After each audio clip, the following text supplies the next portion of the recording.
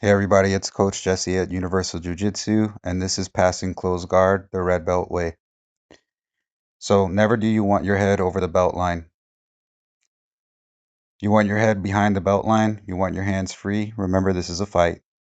You want your elbows inside, never outside, because you can be attacked.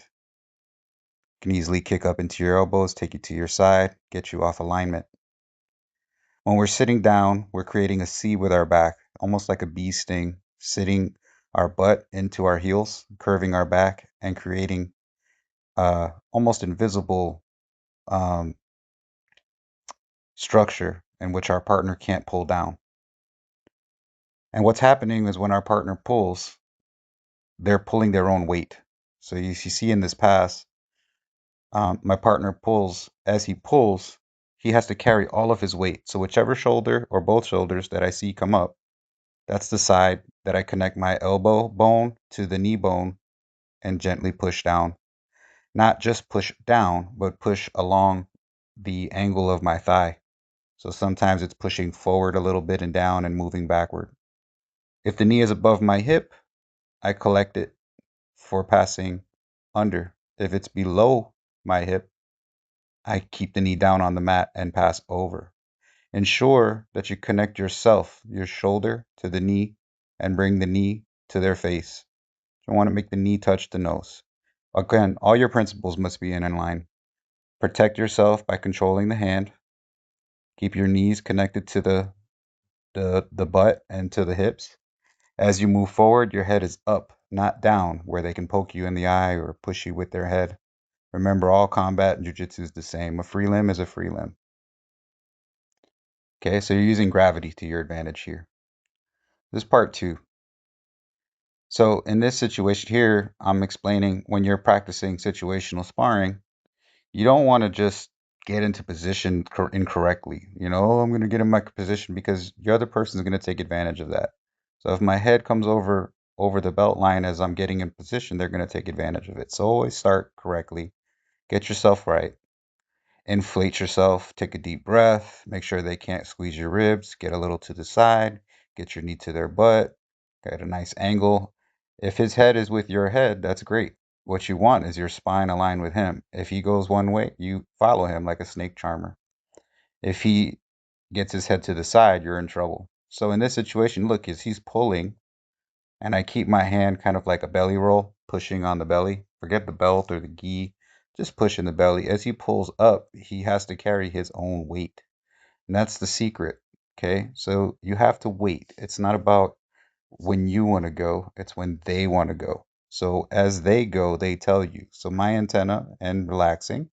As he pulls, that tells me when, and that's when the knee comes over. So now I'm passing over the top. Take my time and wait until I have both arms to one side so I know he can't harm me or punch me. And then we move into a side control hold. Once I'm in side control, I'm able to feel what he's trying to do and move in a way where we always say control is the goal. We're not looking to submit people, guys. Remember, jujitsu is supposed to be applicable in all offices, on the street, in sport, combat, war. If we're on the street, you want to be able to pin and control.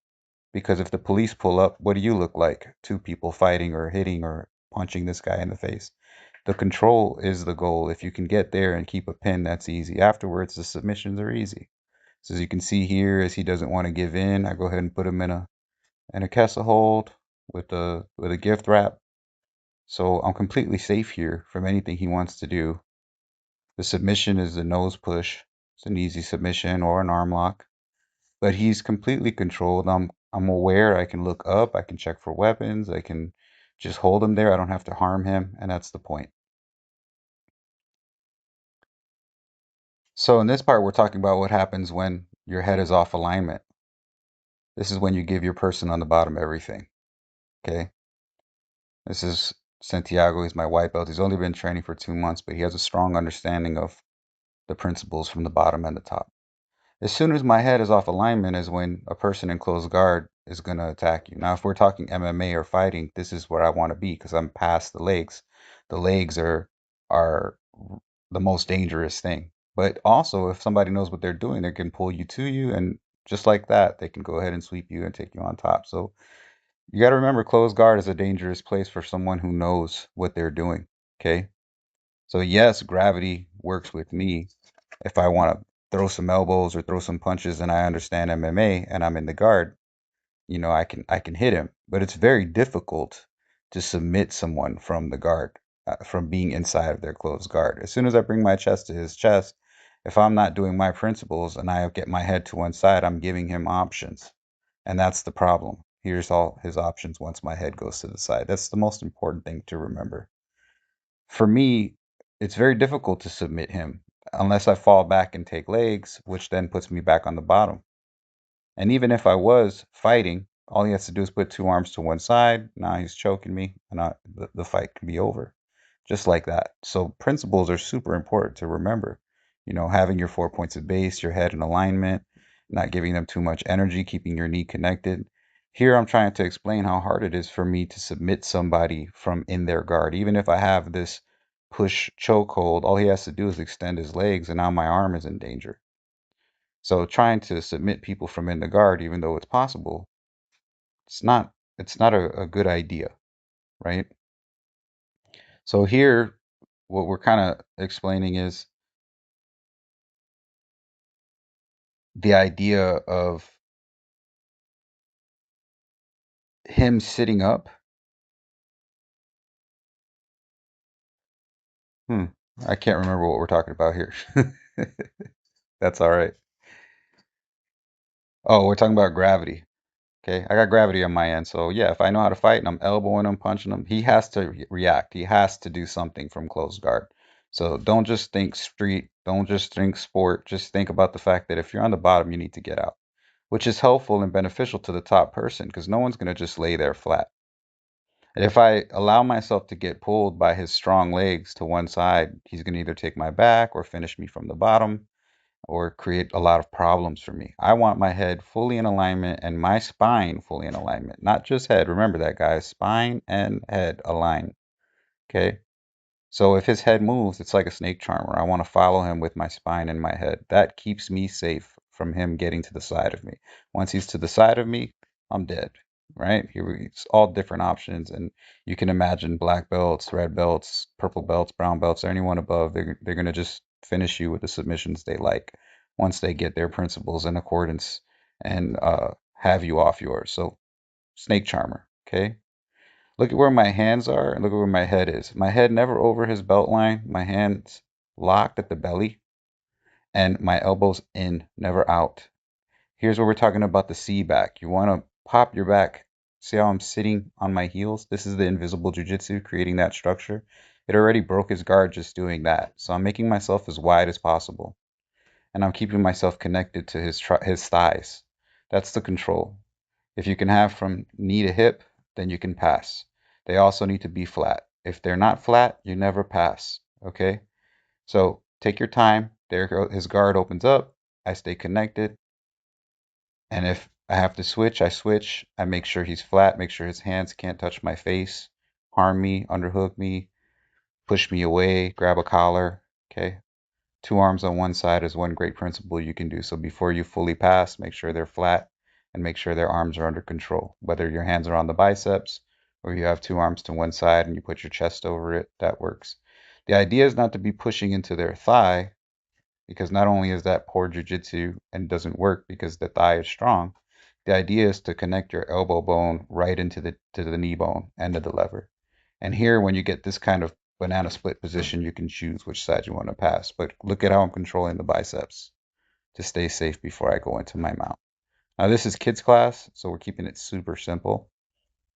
When we get to the adult class, I'm just going to let adult class ride out. I'm not going to have any audio version over it.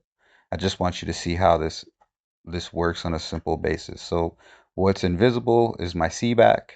It's like bee stinging the floor, keeping my hands on his belly, staying connected to the inside of his thigh. And wherever he moves, wherever he goes, before I pass, I want to make sure that I'm safe from being kicked. Forget K guards, forget whatever he's going to do with wrapping his legs. You don't want to get kicked. That's the idea. Don't focus your attention on just one foot and forget about the other. Okay, stay with your alignment. Okay, if you don't have the time to pass, it's not the time to pass. Once you see it's time to pass, then you go. Make sure the arms are away from you, and you go when they tell you. Okay. I think the final thing we talked about here was making sure that you're when you're pushing, you're not pushing down, you're pushing down the thigh, and you're waiting for the time to go, right? So you can see here I have both, but I don't want to get poked in my eye. So arm control as I'm climbing, right? You want to make sure you're dealing with things as they come. So stay safe dealing with the arms. And I can sit here. This is a control position, by the way. You can stop in a passing position and you can sit. You can even submit in passing. We have some classes on that. But you see how I'm dealing with things as they come, as they are dangers. This is the way to pass. Slow is the way, control is the goal. So don't forget.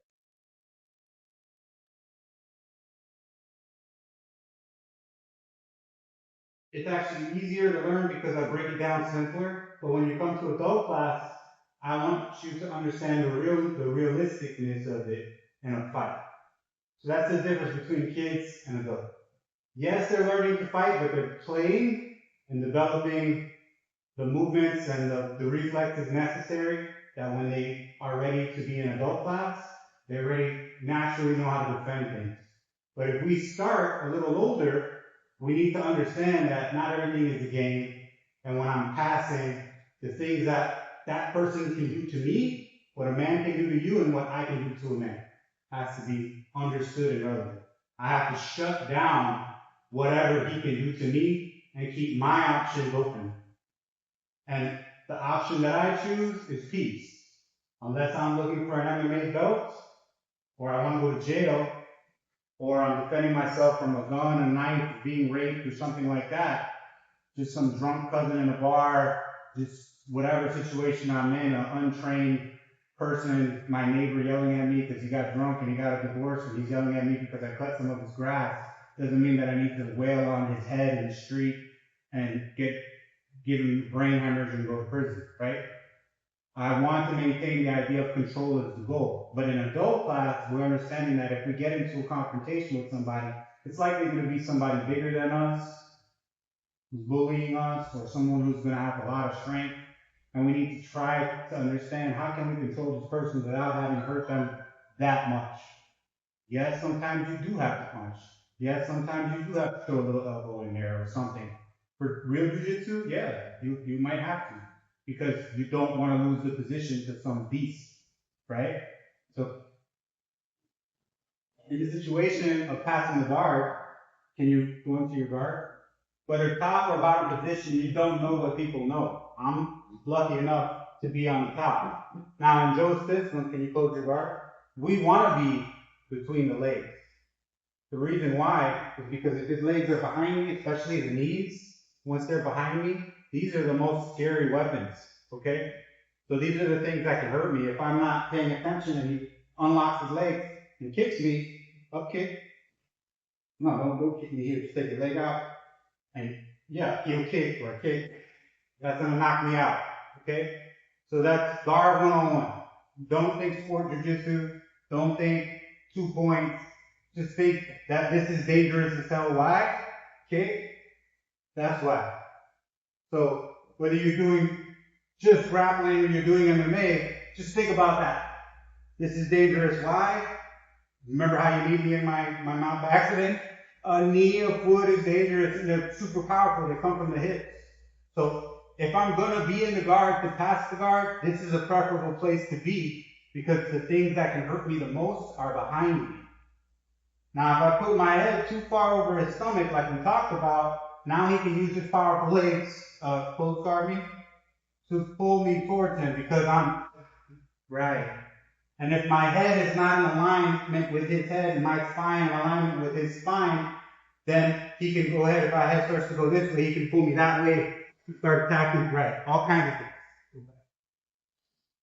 Especially if my hand goes on the mat. So if he pulls me just, I'm coming this way and my hand goes on the mat, now he's got the Kimura, just sit up, We got the whirl kick up into my armpit so that I can't lock him. Yeah. Okay. So he's got a lot of options, like we said, from this position if he knows what he's doing. As a jiu-jitsu person, the heart of jiu-jitsu is guard. So if you're fighting a person who knows jiu-jitsu and they're on their back, you better be really scared about these things blowing you out. Because a jiu-jitsu person in a fight isn't really depends on how they train. If they're a sport jiu-jitsu person, they're going to try to sweep you or finish you from the bottom, not thinking about their friend stomping their face. But in our system, I'm not going to do some cool jiu-jitsu move to you. If my leg can come out and I can kick you in the face so I can stand up, I'm doing that. Because I don't know. I'm in the public. You understand? If it's just me and him in a cage or it's a match and there's no striking and it's different, but I don't treat it different. I still don't want these to hurt me. So that's why when I have my hands on his hips, I'm not locking his legs. A lot of people teach you to lock the legs so they can't hurt you. That makes no sense because now you can reach up, poke me in the eye, just as much as you can reach up and go for a collar choke. Same free hips, same free limbs, right? His free limbs shouldn't be able to do that to me. So my head over his belt is dangerous. My head over here, not too far back, I'll get hip bumps. Over here, in base and posture, touch my face, right? My back, not just this way, but see, like the bee sting, my butt tucks under my heels, okay? And it gives my back, it straightens my back and becomes a support system where when he pulls, my back is a C. It's not straight, so it's not a fold, it's a whole curve that he has to deal with. So he's literally pulling, and if he pulls, go ahead, close guard, try to bring me down, try to pull me down with your legs. Can you close guard? Can you lock me? Okay, now pull me down. Look how big he is. Pull me, pull me, pull me, pull me. Pull me down. Right. Every time he goes to pull me, his shoulders come off the mat, and he has to hold up his whole weight. Okay, this is the part that we don't talk about in kids class, so you understand the physics of why this is easy. A lot of people were watching Jean Jacques Machado's version, which is Rickson's version, which is the version I like, because it's simple, okay? If a person has me in closed guard, there's many ways to open up the guard. If it's speed and competition, you know, and I need to stand up and open up the guard, I don't want his hands to hurt me, I want to step, I want to start turning my knee, and there goes the guard, it opens. So if I have no time, I need to just pass it, cool. Otherwise, if I have all the time in the world, what I want is the C back, and as soon as he needs to get out, as soon as he starts to pull, and I see one shoulder come off the mat, whichever shoulder that is, continue, that one, okay? He's holding up his weight, that means this is gonna be easy. So Matt, go ahead. People are like, how come, what about people who have super strong closed guard? Do it as tight as you can, bro. As tight as you can. Get whatever you get. Like, close me up. Now, try to pull me to you. See his body going up? Go continue. Pull me to you. As he pulls, this is the thing. You have to have antenna. You can't just do it and expect that this is going to work for you. And you also can't push down into your leg. Look at my thigh. Look at this angle. If I'm going to take this leg and my leg is here, I have to push his leg that way, at the end of the level, not here in the thigh where he's strong. So when you're like, I can't do it with the strong guys. Yes, you can. Pull my collar or pull my arms. Yeah, it's even better. Look, in my C grip, look at the shoulder that's off the ground. That means this one's lighter. Again, do it again. So whichever arm you grab, go ahead, grab. It could be both arms. If it's this arm, don't put your hand in a place where it could be attacked. Keep your elbow in. It's like a belly roll. Palm in his belly so I can't get arm bar. Look, his shoulder's here. My head stays over his head. Close, tight, tight, tight, tight. Keep me. Let me close there. He's having to lift himself. So even this just sucks for him. And look at how easy. Don't push here or you're going to be like, this doesn't work. Here, look. Now if he tries to triangle me or do something with his legs, I stay connected to the inside of his leg. Keep going. Console, I stay connected, until I can shelf it. Okay? Otherwise, close guard. So forget about just passing. Let's talk about the position we're in first before what makes us able to pass. Him squeezing my ribs is not good. There's a submission here. So I need to inflate myself, number one. I take a deep breath and I inflate myself. Now I'm breathing, but do you feel my diaphragm, my whole stomach opens up? That's something that's super invisible. If I'm breathing out and he pinches and then I try to breathe in, that's a tap. It's called a rib crusher. But I'm going to inflate myself. I need more space in here for his legs to break. That's the whole idea. How do I make more space? Some people move back, put their knee in here. They call it a log splitter. Some people stand up to get skinnier. There's all kinds of stuff. Just think simple. How can I get bigger where I am? Inflate. See, because I'm kind of pulling back on him. Body push. He doesn't like that already. He has to sit up. When I see the side that sits up, easy, end of the level. Now, if it's down, my knee comes over the top. If he puts his leg up to attack, I shove. Now, my principles. My knees stay connected to his butt, and I have to have 4 points of base. But also in a fight, I don't want that hand to poke me in the eye. People say, well, if I want to help you poke me in my eye, it's going to be worse for you. Maybe. Have you ever been poked in the eye? Did you see Tom Aspinall get poked in the eye? They stopped the fight. And those guys are monsters. So I could be doing this and he could poke my eye and I could forget all about passing the guard. So I'd rather not take one to find out. So as I'm passing the guard, my head doesn't necessarily go over his head close to his hand. My head goes up. My knees chase his butt in base. Connection. Now I'm not holding him up. It's a frame that's holding him up. If he tries to touch my face, 2 arms, 1 side. I can pass either way. I can pass any speed I want. I don't have to hurry up and pass. I can stay here. There's no rush to pass until he decides it sucks enough for him. He's going to throw his leg over. He's going to want me to pass. And when I pass, I keep his arm away from hurting me, MMA or jiu-jitsu. How can he do his jiu-jitsu moves? How can he do his MMA moves if I got him wrapped up in saran wrap? Nobody can. I don't care who you are. I don't care what you do. His job, his principles are all up. My head's over his head. I got 4 points of base. I got pressure on his chest.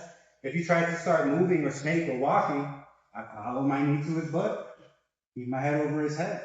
I don't have to submit. I don't have to do anything. From here, I can be calling police in the street. I can be checking for weapons. You understand? I can be telling them, chill out. I'm going to blow your face in. You know? So this is important to understand that jiu-jitsu is a means of control. If I was on the battlefield, I'd have already grabbed my dagger and started poking him in all of the vital areas and wait for him to bleed out. You understand?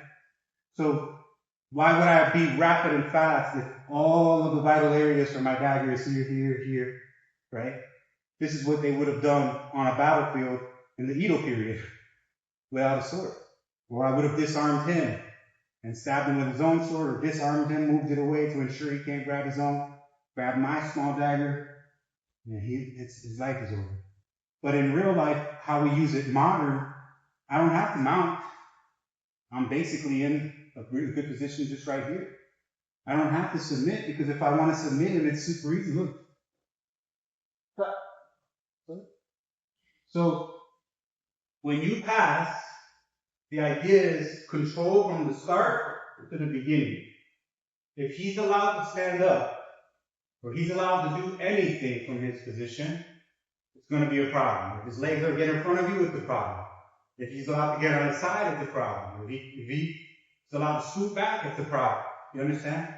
So you're looking to prevent that right away. So if someone puts you in their closed guard, remember, you're like, thank you. Now we're connected. Think that mindset. Don't think, oh, I'm in a closed guard, you can kill me. No. Thank you. The legs are behind me. Great. Now let me turn into the wall he needs to climb. Boop. Get my hands, roll his belly upwards. Get my elbow in where it's supposed to be. Widen up my base if I have to. Let him climb. Look for the shoulder. This shoulder, okay. Knee over knee. Control both arms. and pass, or go straight to mount. If he, most likely people freak out and they start trying to attack, connect yourself to the leg. Don't pull the leg. Connect yourself to the leg. Follow. Bring the knee to his stomach. Keep your base wide. Control the hands. Make the knee touch his face or come towards his face. Don't bring your head low like this. If not, he can grab your head or touch you and do moves. Keep your head high. Get the arm to the side. Underhook. Sit and wait. Okay? Not a lot of movement, and it's because it comes from the red belts. Okay? It's not mine. It comes from red belt people who have dealt with all the athleticism their whole life and all the other options and then figured out this is simpler for a reason. Don't forget the inflation. So if I make myself big, make myself tight here. This is skinny, right? This is skinny. Oh, easy. But as soon as I curve my back, now look at the space that I made, right? No space. Now we have this circular frame that can't be broke down. Now when I inflate myself, can't rib crush me. Now when I bring the elbow in, a little bit more space. I move back just a bit, just with a turn, more space. I'm just a little bit connection on his belly, more space, elbow touching my body. It's only a matter of time before his guard's gonna break. You can't hold it forever. When he starts to attack, it's gonna break.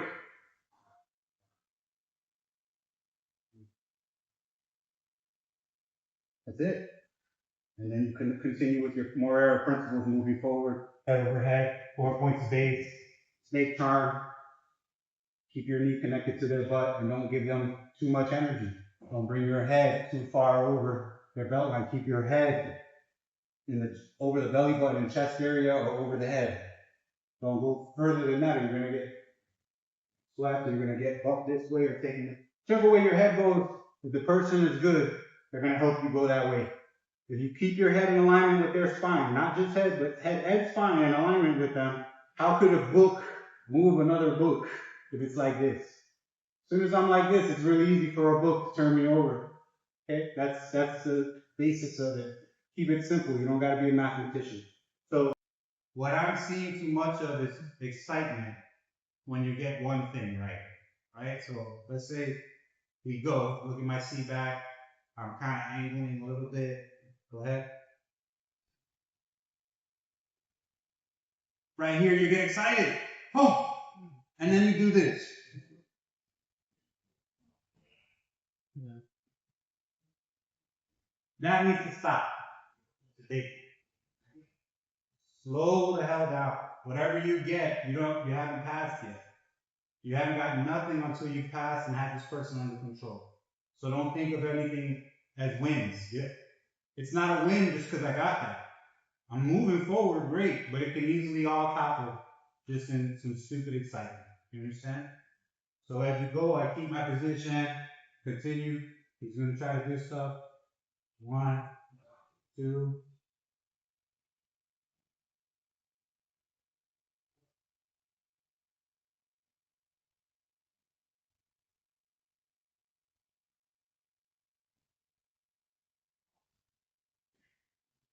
Here my head stays over his head. I keep a point of base. You understand? I don't care about anything yet until I have full control. I'm not even gonna celebrate it. Because I don't know what he can do. I'm just happy to be okay.